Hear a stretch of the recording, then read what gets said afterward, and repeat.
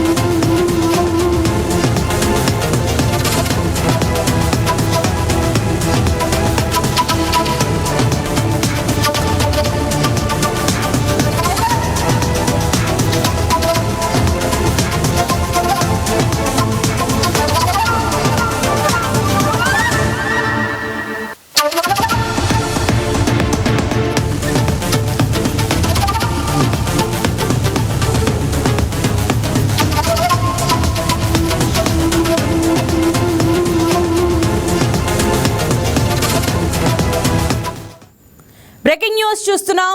నియోజకవర్గాల పునర్విభజన చేపట్టేందుకు రాజ్యాంగ సవరణ కోసం కొత్త బిల్లును తీసుకురావడంపై నరేంద్ర మోదీ ప్రభుత్వం కసరత్తు చేస్తోంది. ఇవాళ 12వ రోజు పార్లమెంట్ సమావేశాలు బిల్లు ప్రవేశపెట్టేందుకు సిద్ధమవుతున్నట్లు తెలుస్తోంది.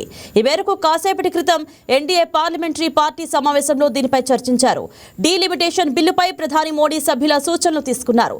మంగళ్ మిలాన్లో నిర్వహించిన ఈ భేటీకి కేంద్ర మంత్రులు, ఎన్డీఏ ఎంపీలు హాజరయ్యారు. ఎట్టి పరిస్థితుల్లో ఈ సమావేశాల్లో డీలిమిటేషన్ బిల్లు పెట్టే యోచనలో ఎన్డీఏ ఉన్నట్లు తెలుస్తోంది.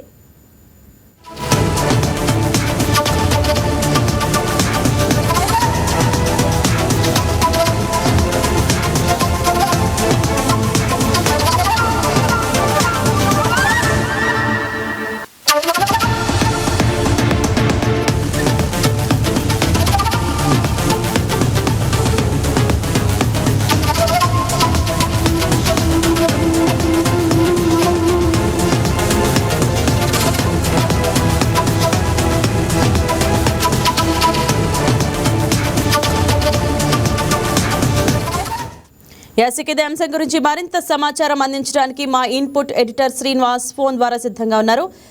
గుడ్ మార్నింగ్ శ్రీనివాస్, చెప్పండి, డీలిమిటేషన్ బిల్లును ఈ పార్లమెంట్ సమావేశాల్లో ప్రవేశపెట్టే అవకాశాలు ఎంతవరకు ఉన్నాయి?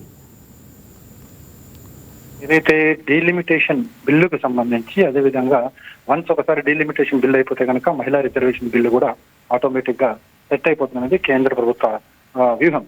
సో మనం చూసాం, గత పార్లమెంట్ ఎన్నికల్లో ఈ బిల్లును పాస్ చేసేందుకు తీవ్ర కసరత్తు జరిగినప్పటికీ కూడా దిగిపోవడం జరిగింది. కానీ ఈసారి ఖచ్చితంగా ఎట్టి పరిస్థితుల్లో కూడా బిల్లును పాస్ చేసే ఉద్దేశంతోనే కేంద్ర ప్రభుత్వం ఉందని చెప్పొచ్చు. ఎందుకంటే ఈ వర్షాకాల సమావేశంలో ఎప్పుడైతే పార్లమెంట్ స్టార్ట్ అయిందో అప్పటి నుంచి తీసుకుని నిన్నటి వరకు కూడా పార్లమెంట్ సమావేశాలను అడ్డుకునే ప్రయత్నం ప్రతిపక్షాలు చేస్తూనే ఉన్నాయి. కానీ ఈ బిల్లు ఖచ్చితంగా ఈ ఆగస్టు సెషన్ లోపల పూర్తి చేయాలన్నది కేంద్ర ప్రభుత్వం ఉద్దేశంగా కనిపిస్తుంది. అందుకోసం ఈరోజు ప్రధాని మోడీ అధ్యక్షతన కూడా ఎన్డీఏ బృందాలు ఈరోజు భేటీ జరగబోతున్నాయి. ఈ భేటీలో ప్రధానంగా ఈ మహిళా రిజర్వేషన్ బిల్లుకు సంబంధించి, డీలిమిటేషన్ ప్రాసెస్ సంబంధించి ఖచ్చితంగా ఒక నిర్ణయానికి రావాలన్నది ఎన్డీఏ ఒక లక్ష్యంగా పెట్టుకుంది. ఎందుకంటే ఇప్పుడు చూసాం మనకి, ఎందుకంటే గతంలో లోక్సభలో కావచ్చు, రాజ్యసభలో కావచ్చు ఎన్డీఏకి బలం సంఖ్య తక్కువగా ఉండేది. కానీ ప్రస్తుతం అయితే లోక్సభలో దాదాపుగా 29 మంది ఎంపీలు ఎక్స్ట్రా యాడ్ అవ్వడం జరిగింది. ఏదైతే మనకి వెస్ట్ బెంగాల్ నుంచి కావచ్చు, మహారాష్ట్ర నుంచి కావచ్చు, ఈ ఎంపీలు యాడ్ కావడంతోనే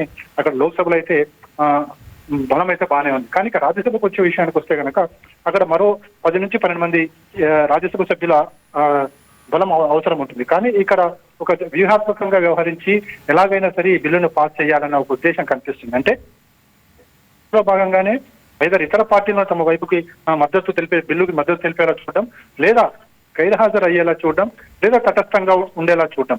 సో ఈ మూడిట్లో ఏదో ఒక వ్యూహాన్ని తీసుకుని తద్వారా బిల్లుని పాస్ చేయాలి. 2029 ఎన్నికల నాటికి డీలిమిటేషన్ ప్రాసెస్ ను పూర్తిగా కంప్లీట్ చేసి ఇటు మహిళా రిజర్వేషన్, ఇటు డీలిమిటేషన్ ప్రాసెస్ రెండు కూడా ఒకేసారి పూర్తి చేసి 2029 ఎన్నికలకు వెళ్లాలన్నది కేంద్ర ప్రభుత్వం ఆలోచన కనిపిస్తుంది. సో ఈ నేపథ్యంలోనే ఈ సెషన్ లోనే ఈ బిల్లు పాస్ చేసేందుకు ఎంత కసరత్తు చేయాలో అంత కసరత్తు చేస్తుంది ఇంద్రజా. రైట్ శ్రీనివాస్, ఈ సెషన్ లోనే బిల్లును పాస్ చేయాలన్న ఉద్దేశం ప్రభుత్వానికి ఉందా, లేక కేవలం ప్రవేశపెట్టడానికే పరిమితమా? వన్స్ ఒకసారి బిల్లు ప్రవేశపెట్టిన తర్వాత ఖచ్చితంగా దానికి సంబంధించి నిర్ణయం తీసుకోవాల్సి ఉంటుంది. అంటే ఇప్పుడు ఈ సెషన్ మనకి ఇంకా 10 రోజుల వరకు టైం ఉంది కాబట్టి ఖచ్చితంగా ఈ సెషన్ లోనే దాన్ని తీసుకురావాలి. చర్చ ఆల్రెడీ ఇప్పటివరకు దీని మీద చర్చ జరిగింది కాబట్టి రాజ్యసభలో బిల్లు వీగిపోయింది కాబట్టి ఈసారి దాన్ని ఎట్లా ప్రవేశపెట్టాలి, అదేవిధంగా ఏ విధంగా చేయాలి, అదేవిధంగా ఈ బిల్లు ప్రవేశపెడితే కనుక పెట్టి ఈ సెషన్ లోనే పూర్తి చేయాలనేది ప్రభుత్వ ఉద్దేశంగా కనిపిస్తుంది. మరి చూడాలి, మరి ప్రవేశపెట్టిన తర్వాత చర్చకు ఇస్తుందా లేకుండా నెక్స్ట్ సెషన్ లో దీని మీద చర్చ పెడుతుందా అనేది చూడాల్సి ఉంటుంది. కానీ మొత్తానికైతే ఈ సెషన్ లోనే కంప్లీట్ చేయాలన్నది ఎన్డీఏ ప్లాన్ గా కనిపిస్తుంది. Right, thank you Srinivas.